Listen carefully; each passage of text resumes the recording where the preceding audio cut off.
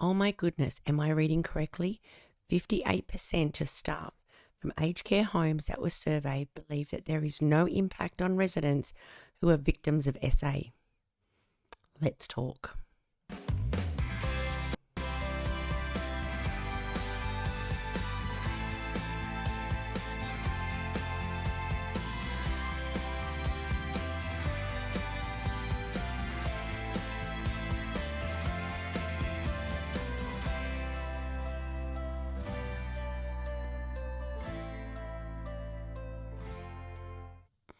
Welcome to H.U.G.E Today. I'm Kelly Oliver. And today I want to talk about incidents in aged care, things that happen in the background that we don't hear a lot about. We might see a news article on the news or read it on the internet once, but there's never any real follow-up, and there's no real in-depth discussions on what's happening, how the things are changing, and the impact on those that live and reside in residential aged care.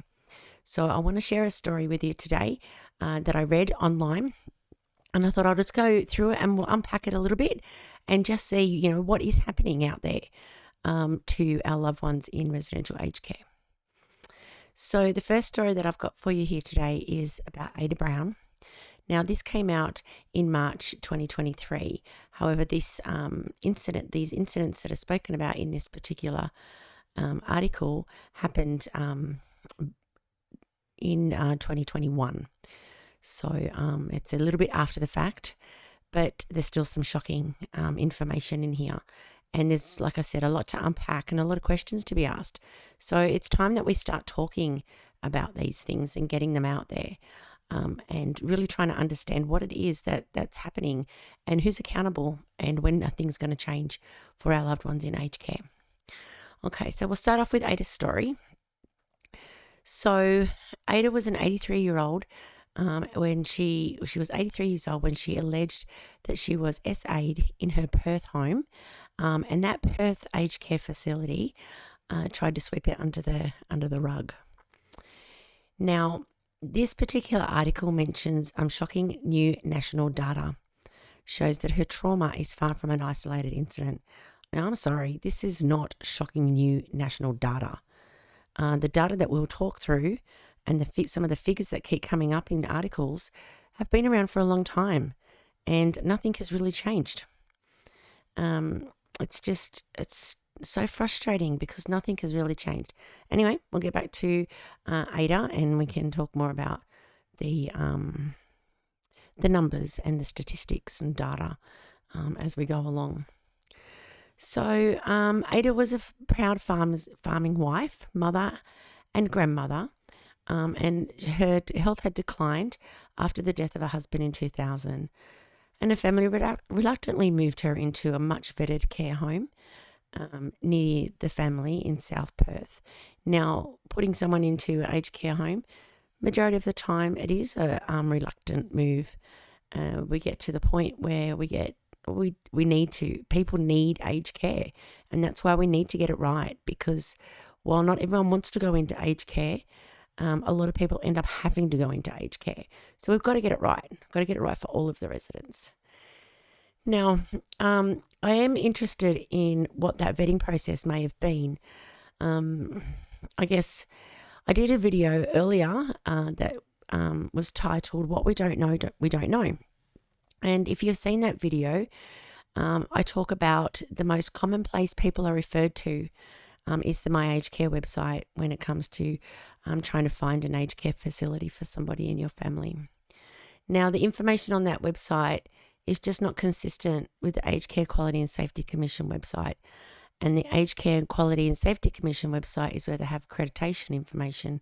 And again, that's not really consistent either. So it's difficult to try and find an aged care facility that is compliant because, we will also see and talk today about how everything isn't as it seems in a facility, especially around the compliance piece. But we'll move on with the article and I can talk more about those sorts of things as we go on through this article. So like many in their situation, the family felt terrible conflict over the decision, but thought she would receive better care and safety at a professional facility. Okay. But instead, in 2021, a year and a half after she moved into the home, Ada made 3 separate allegations of R and SA. So after staff told the family about the allegations, daughter-in-law Tonya Brown brought them up with the facility manager and was horrified with the response she received. Now, I'm just going to stop there for a minute because why didn't the facility manager advise the family of these allegations? You know, they have an open disclosure policy that they need to follow, and they need to be discussing all of these types of things with family, even if it's an incident in relation to a fall or, you know, even if it's just a behavioural incident where they've been calling out and it has to be reported or it's noted on their care plan. The family have to be advised and have to be notified of these things. But it looks like it was the staff who advised the family. Right? Did the staff report it to the facility management and they ignore it? Or it wasn't reported at all to them? There's just so many questions in this and so much that can be unpacked. Yeah. But we'll never get the answers for these types of things. That's the problem. Okay, so Tonya goes on to say it was an immediate denial and it was so inappropriate. She said that I was overreacting and that she knew her staff and that this could never happen. Well, obviously it can. You know, for facility managers to instantly deny and say, I know my staff, that's just not good enough. An investigation still needs to happen. And then again, it says, however, shocking national statistics show SA on the elderly are increasing. Again, it's not shocking national statistics, like shocking in the moment. It's shocking that it's happening and it's shocking that there's numbers there, yes. But this has been ongoing for a long time. These numbers, these statistics have been out there for a long time, and more needs to be done to prevent it.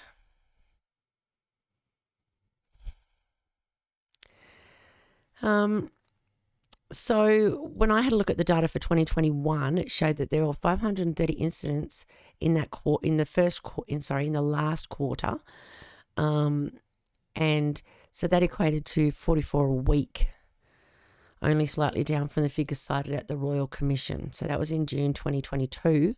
Those figures were up on the internet in 2022. So the article continues to talk about in situations like these, the staff will say straight off the bat when it's reported by a family member, he wouldn't do that. He's a younger man. She's an older woman. He's a married man. He's got children. He wouldn't find her attractive. Celebrate Aging founder Dr. Catherine Barrett said. And I do agree with that. I think that is how staff will react and management could possibly react, although that doesn't relate to this particular situation, I think, because this particular story, the part that irks me the most is the fact that staff told family about the allegations, not facility management, not the family going to the staff. It was the staff. I want to know, was it reported to facility management? And if it was, why wasn't it reported further? Like, why wasn't it reported to the Aged Care Quality and Safety Commission and police at the time? And if it wasn't reported to facility management, again, why not? Why not?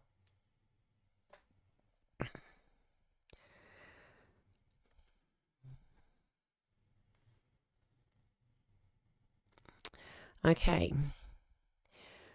We know that none of these things are true about SA. A really significant part of the problem has been the belief that it doesn't happen because old age is a protective factor against it. Okay, so the latest figures from the Aged Care Quality and Safety Commission show 41 complaints of SA were made a week across Australian aged care in 2022. So 2021 showed 44, 2022 showed 41. So a slight decrease, but still 41 too many. Not to mention the ones that haven't been reported. There are a lot of those that haven't been reported, I'm sure. And most of the victims, said Barrett, were women living with dementia. Well, yes, I would say most of them are. But what about the ones that are not reported? Is it just women? Could it be men? Absolutely. And is it just people living with dementia? No, not necessarily. Although they do seem to be targeted more. She says there are two reasons. First, that they are intentionally targeted because their stories won't be believed. And second, that they are less able to seek immediate help or call out for assistance. If this is the case, I'm inclined to believe it. That these two contributing factors. Yeah, I am. But shouldn't there be mitigating risk strategy already in place in all facilities to eliminate this type of action, this type of incident? Again, it's another question that just can't be answered. It really can't be. And that's really sad that no one can seem to answer that question at the moment. So Barrett said contributing factors to such crimes, including the traditional failure to see older people as sexual beings and the myth that SA was about attraction when really it's about power. It is. It's about power. And we know that, in the community, these sorts of things happen in the community to younger people, to everyday people. And it always does seem to come around to it being about power, not necessarily about attraction or anything else like that, or age-related or anything. It's about power. No one wants to hear that someone in residential aged care has been SA'd, especially by a staff member. So we turn off. It's too hard to hear, she said. My response to that is, what? So we turn off. It's too hard to hear. Our older generation don't matter because it's too hard to hear. It's too hard to address. This really makes me sick to my stomach. It really does. Last year, Barrett worked with the Older Persons Advocacy Network, which is OPEN, and Older Women's Network New South Wales on a collaborative project called Ready to Listen, with the aim of building the skills and capacity to better respond to and prevent these incidents. It is the first Australian government-funded resource of its kind in Australia, but she said providers, the community, police and SA services, some of which refuse to see people in aged care are living with dementia or needed to do better.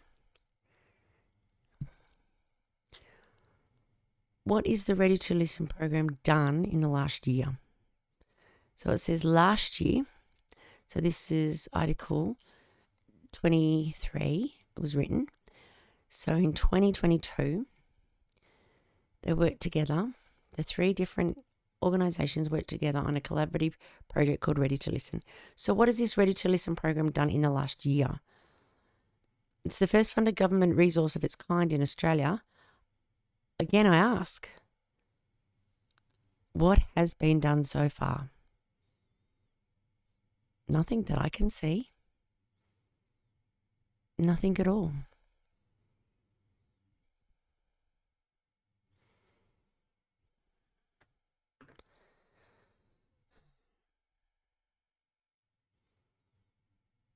Okay. And this is the first year Australia's had a national plan to end violence against women and children that has taken a life stages approach, she said. Older women had not previously been on the radar.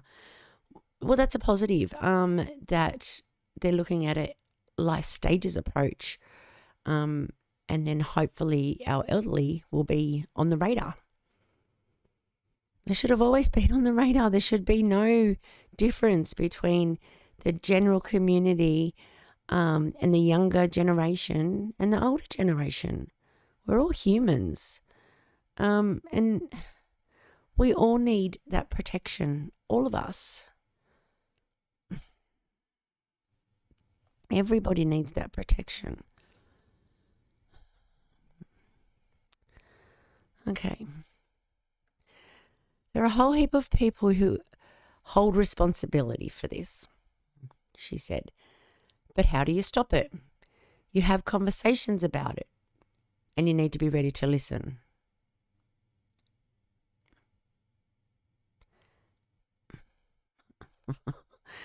Reporting of SA complaints in the sector was only made mandatory after the Royal Commission into Aged Care Quality and Safety in April 2021.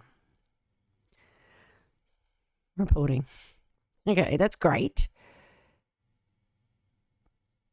But what's been done with this reporting? Statistics are provided, but what action has been taken? Like, I don't mean to chuckle and I don't mean to laugh, but this is laughable in a way that it's pathetic. Pathetic that nothing has come of any of this in this time frame. A spokeswoman for the Commission said across Australia it was also undertaking qualitative research by analysing incidents of this type to provide insight into strategies to reduce and prevent these incidents occurring in aged care, including identifying areas for improvement in provider practice. What? Let's undertake qualitative research to provide insight into strategies to reduce and prevent, all the while these incidents continue. We are now in 2023. This was raised at the Royal Commission into Aged Care and still no resolution. The Royal Commission into Aged Care ended on April 2021. Findings were put out in May 2021. You know, we're over 2 years down the track and still no resolution. And we don't want a reduction. We need to eliminate it altogether. We need to protect our loved ones in aged care. Not just sit and listen, respond, report. We need to eliminate altogether. The Commission also took compliance action against Ada's care home for multiple failures in care over the course of a few years. What? What? Is this only since these allegations were reported? If there are multiple failures in care over the course of a few years, this is absolutely horrendous. Is this noted in the new star rating system on the myagedcare website? Well, we won't know because they don't name the facility. What is being done? How can a facility go a few years with multiple failures undetected? What happened to accreditation? What happened to unannounced visits? What happened to desktop audits? And again, the facility is not named. So how can we go onto the myagedcare website, have a look at their star rating system, see what they're rated, and see where they've improved? We can't, because there is no name for this facility on here. You know, when I talk about naming the facility, it's not about naming and shaming.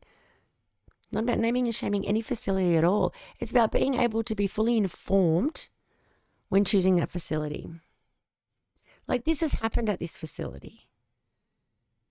And if you are aware of it, they could provide the best clinical care in the world. So you really want the best clinical care, you want to go there, right? But you don't. If you know about this incident, would you be hesitant to go there? Yes, you would. But it gives you the opportunity to talk to them. It gives you the opportunity to ask them what mitigating strategies, risk strategies they've put in place to eliminate from it happening again. How do you know that your loved one is going to be safe? giving you measurable actions that they've taken to ensure it doesn't happen again. And then you can monitor that.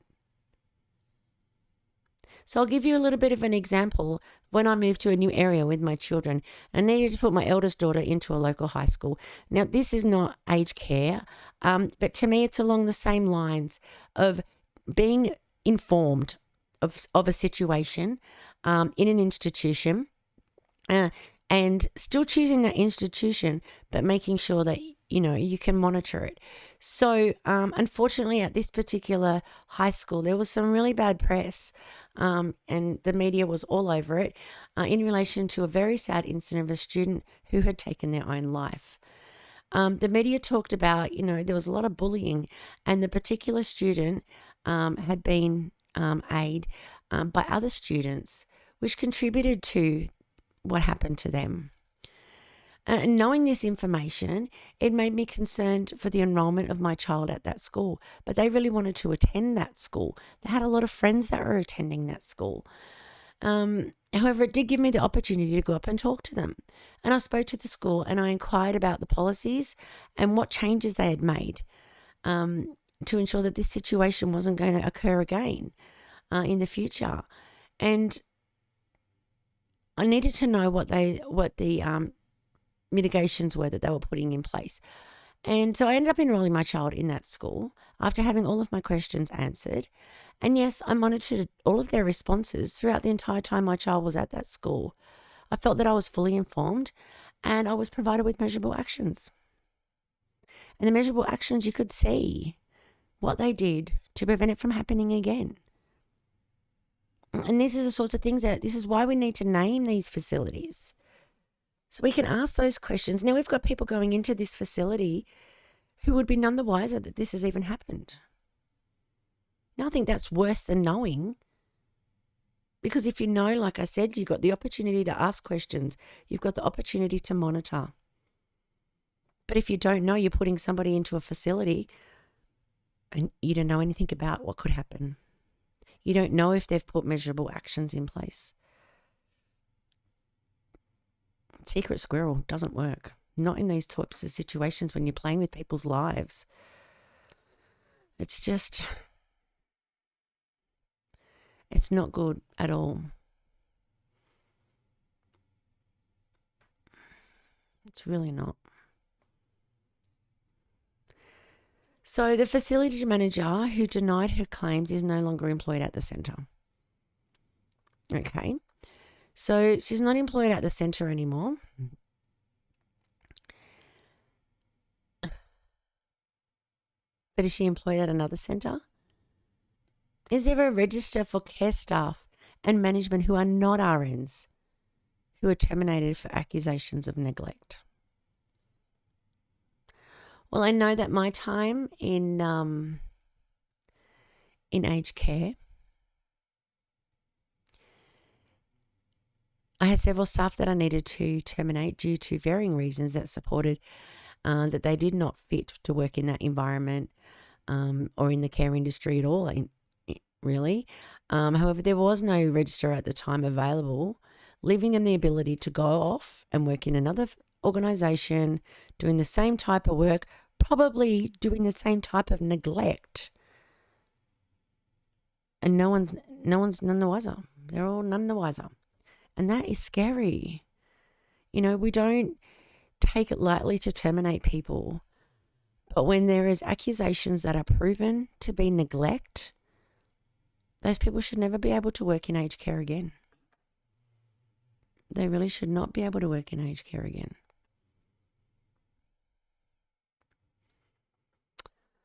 Okay, and we'll move on.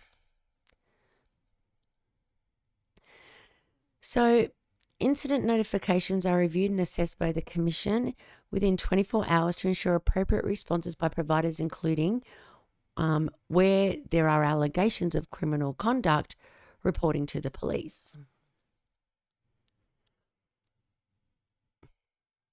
Okay.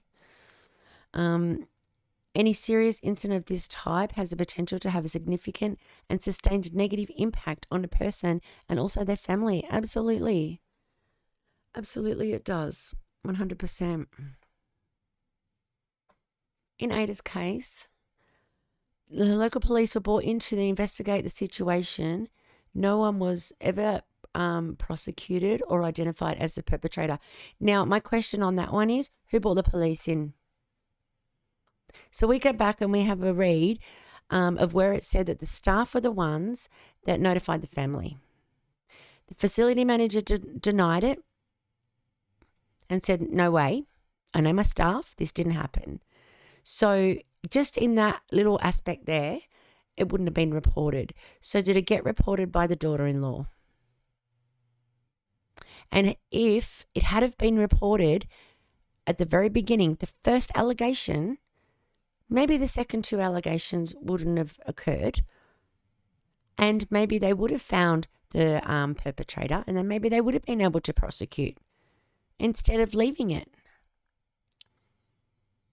And this next paragraph makes me wonder. I think it was the daughter-in-law that went to the police, although this article doesn't actually tell us that. It just says that the facility manager denied the claims. So if she denied the claims, she obviously hasn't reported it to anybody. So Tonya said, police told her they couldn't do much if her mother-in-law couldn't remember when it happened or where or who did it. But Tonya could tell by the change in Ada's demeanour and bodily functioning that something seriously frightening had happened to her. Again, perhaps if they jumped into the investigating of this particular, like the very first allegation, the first time Ada reported it, a better outcome may have come about. Whereas now, the perpetrator could be working in an aged care home, leaving so many vulnerable people at risk. Still could even be working in that particular home. Who knows? Again, it doesn't say anything. And the facility manager said that she knew her staff and it wasn't true. Well, did she know who that person was or not? Again, it doesn't say. It really doesn't say.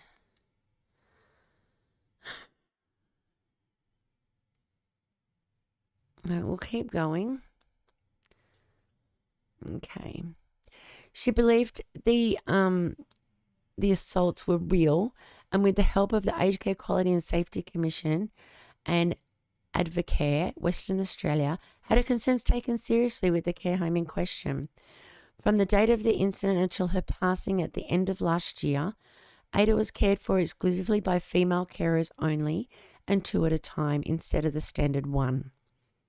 Her family was happy with the support received from outside the company, but disappointed no one was held ultimately accountable. I wanted to change the system. I wanted someone to go in and fine-tooth comb their policies and procedures. I wanted the management hauled over the coals, Tonya said.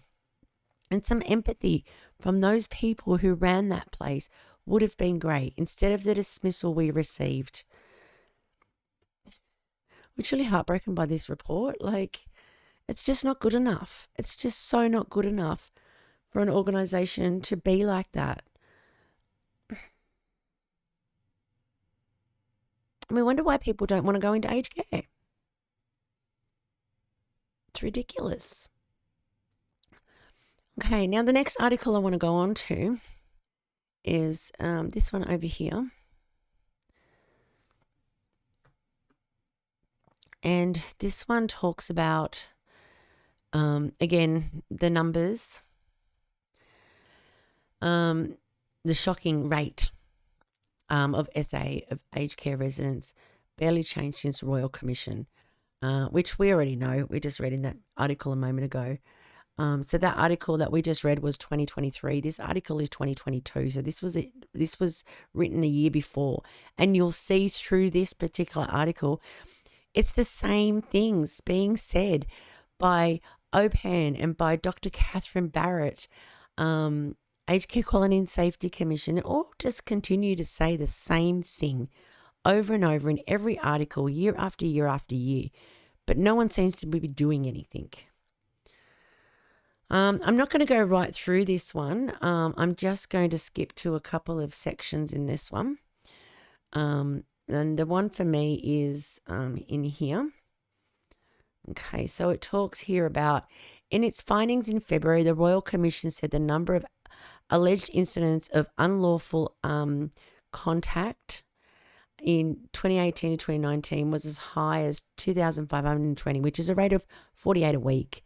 The government, at the urging of the Commission last year, in 2021, began compelling providers to report on serious incidents, including these types of incidents. The government set up the Serious Incident Reporting Scheme in response, which discloses the numbers of assaults in aged care. Okay. But we all need to remember that there's probably plenty more that it's not reported. And that's a concern within itself. Some living in residential aged care are just too scared to speak up.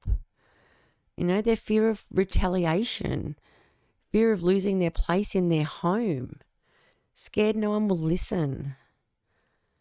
So where is their safe space? Where's their safe home?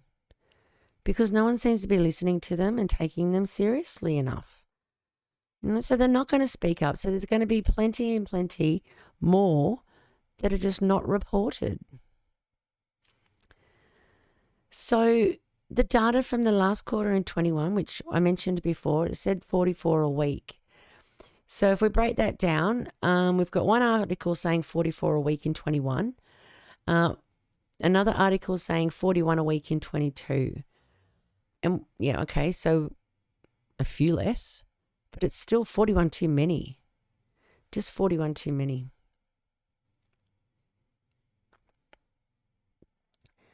Okay, and even the chief executive of OPAN has said that the sector has seen little improvement since the Aged Care Royal Commission handed down its findings more than 12 months ago, which is now 2 years ago. It's just been no improvement at all.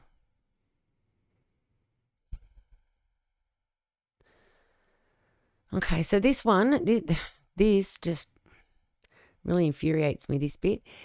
The issue is compounded by institutional failings in responding to reports of SA in residential care. In 2019, a study by KPMG found aged care staff believed that SA had had no impact on victims in the majority of cases, a finding experts attribute to the belief that those living with dementia will not be distressed or have any memory of an incident. What? Aged care staff who do not understand dementia just adds another level of shock and disbelief. Anyone caring for our loved ones who think like that, it's just not okay. It's not okay that they believe that there's no impact, no distress, no memory. It's just not okay. Because that is so far from the truth. Just because they're living with dementia doesn't mean that they don't feel any of that. They feel the same things we feel. And just because they can't necessarily articulate things as easily as we can, like we, when I say we, meaning those not living with dementia, doesn't mean that they don't feel the same feelings that we feel, the same devastation that we would feel. We've got people who have difficulty communicating that they've been SA'd, and that's the reason they get targeted. So they can't articulate the devastation to them, Barrett said. Again, Catherine Barrett. But that does not mean it's not there. Correct. Absolutely.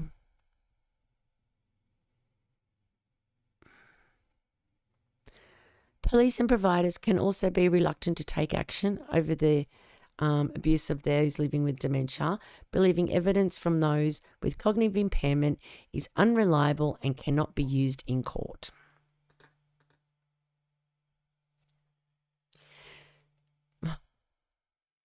Where do you go from here?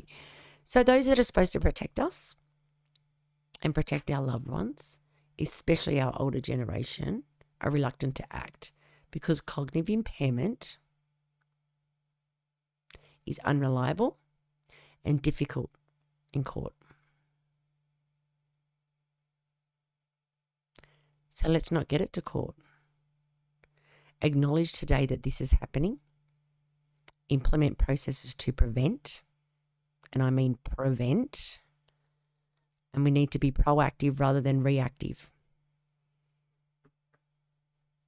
And we need to act immediately. Police notes from one case where the police refused to investigate because a woman had dementia. The victim had been calling out that she had been ARD, but police dismissed the suggestions as ARD fantasies. For real? That's police services. But support services are unprepared as well. The court system unprepared as well. It's just, it leaves you with no words.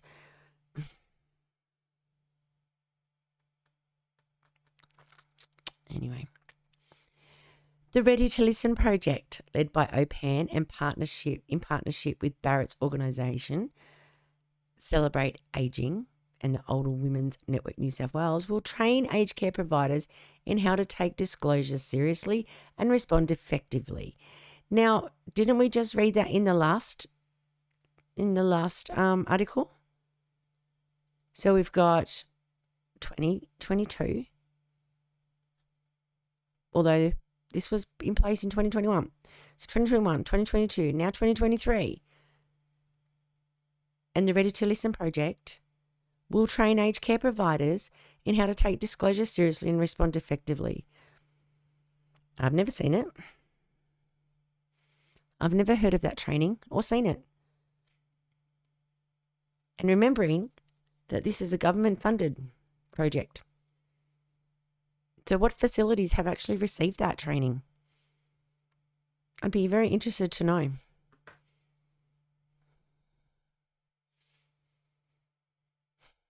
So that includes helping providers give trauma-informed support for victims, develop prevention strategies, and better hold perpetrators to account. Again, that includes helping providers give trauma-informed support for victims, develop prevention strategies, and hold perpetrators to account. We need to act now to eliminate, prevent. Yes, we're going to have trauma support required for victims from the past. But we need to make a stand now. We need to put things in place in each facility to ensure that this just does not happen. The work is about education, but doing education in a way that really embeds it. Part of the work is helping providers know how to report incidents to police. No, it's not. That's not part of the work. It's about eliminating, preventing it from happening altogether. So we don't need to report it. Oh, there are so many potholes in the road. One of them that we're working on at the moment are the police guidelines. Service providers are telling us that they're really unclear. So we've been developing guidelines on reporting to police and trying to make it really clear. Talking to lawyers, police, and service providers. What the hell? Because people living with dementia often experience memory loss, right? And these memory problems will become more persistent and begin to affect their daily lives, right? But it doesn't mean that they don't feel. It doesn't mean that they don't know what's going on. They just can't articulate it like we can. And those living with dementia have feelings the same feelings that we do. There is no excuse for ignoring it. There is no excuse for denying it. And someone living with dementia expresses a concern or a feeling, we need to act on that. There's no excuse whatsoever. None at all. The H.U.G.E Quality and Safety Commission need to do more.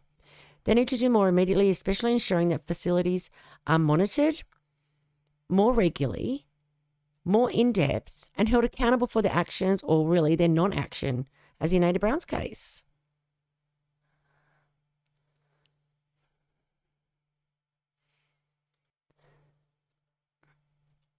And here's another one. And again, Catherine Barrett is talking in this one as well. And it'll be the same. It's information that's being put into every single article, but we're not really doing anything about it. So we've got this one here where it's got 50 essays are being reported per week in aged care. Now, this is May 2023. Right? 50. And that's just ones we know about. So Dr. Catherine Barrett was first told that 50 essays are reported in aged care per week, and she wasn't surprised. Well, that statement surprises me, because in the 2022 article, which mentioned 41 reported per week, not 50, where Dr. Barrett is mentioned as being part of a program called Ready to Listen, that talked about OPAN and Celebrate Aging, Barrett's organisation will train aged care providers in how to take disclosure seriously and respond effectively. But we're seeing an increase. So we've gone from 44 to 41 to 50.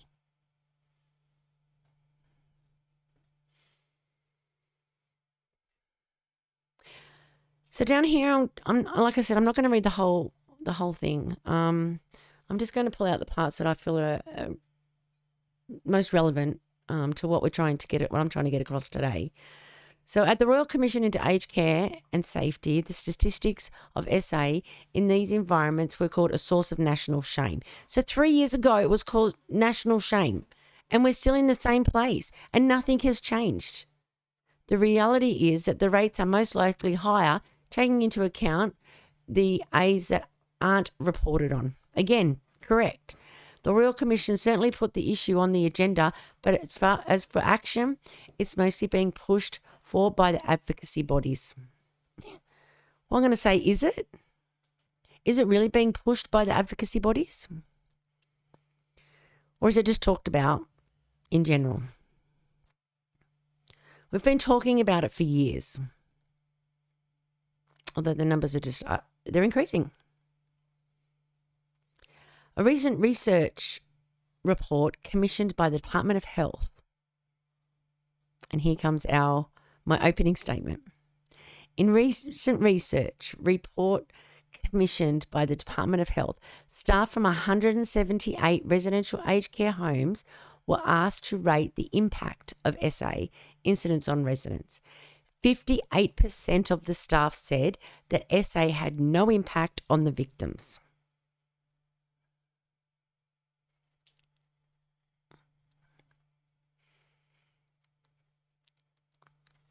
No impact on the victims. I'm just trying to find where it is in here.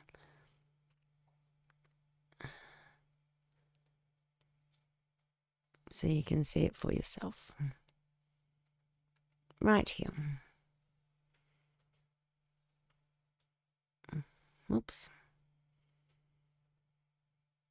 I will move it up so you can see it.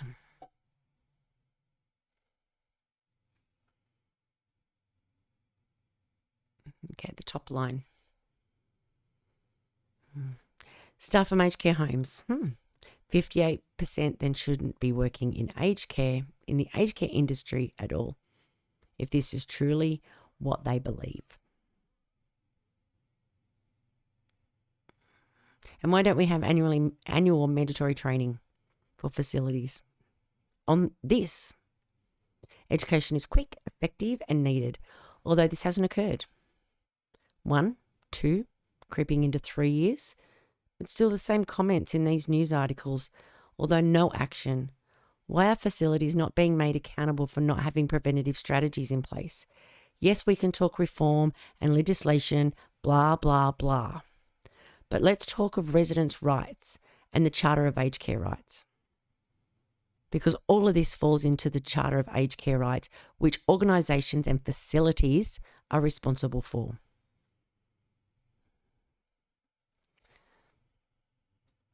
So I'm going to go over to the Charter of Aged Care Rights now so we can have a look at this. So the Charter of Aged Care Rights makes it easy for you, as well as your family, carer and representatives, to understand what should be expected from the care and services you receive from your aged care provider. And these is the Charter of Aged Care Rights here.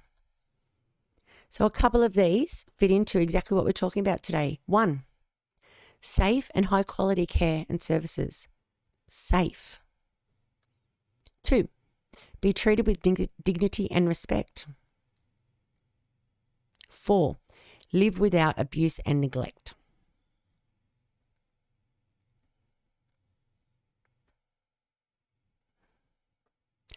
10, be listened to and understood. 12, complain free from reprisal and to have my complaints dealt with fairly and promptly.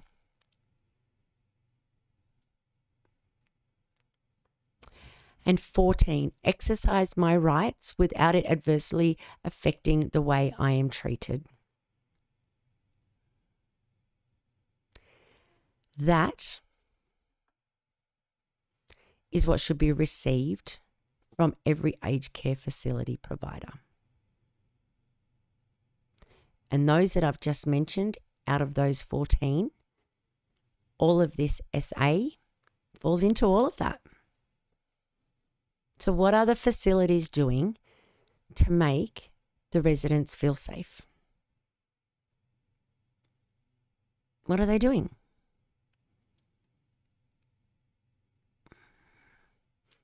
Providers' responsibility.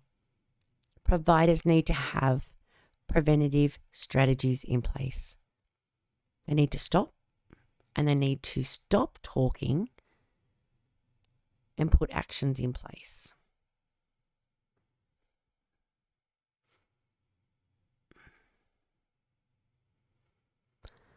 Well, I hope that you found this information useful. I want to thank you for joining me today. And please let us know what you think in the comment section below. Don't forget to subscribe for more aged care topics. And please share this video if you feel it's useful to others. We need to build awareness, and we need to question more on everything to do with aged care. The more we question, the more opportunity we have of making a difference in the quality of the life of our older generation.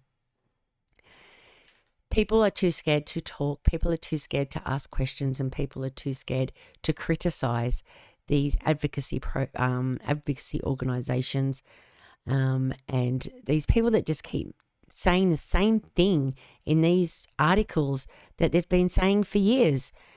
We can criticize the Aged Care Quality and Safety Commission. We can criticize some of the advocacy services. Now, I know that the advocacy services are usually not-for-profit organisations, and they do try the best that they can. And ultimately, the responsibility comes down to the facilities, the organisations that run those facilities. They're the ones that need to pull their finger out and do something. They just need to pull their finger out and do something so we can stop reading these same articles year after year after year and see no change. No change. And these incidents increasing. And they can say, oh, they're increasing because more people are reporting. Well, we don't want more people to report because we want to eliminate it. We want to prevent it. We don't want it from happening at all. Our loved ones, with or without dementia, deserve to be safe, deserve to feel safe, respected, and cared for. So thank you for listening today. Really appreciate it. And again, like I said, please add your comments down below. We would love to hear what you've got to say. If you've got any questions or anything, just add it down below. We all need to start talking as a community and really push for action, especially around all of this. Okay. Alrighty. Thanks again. We'll see you later. Bye.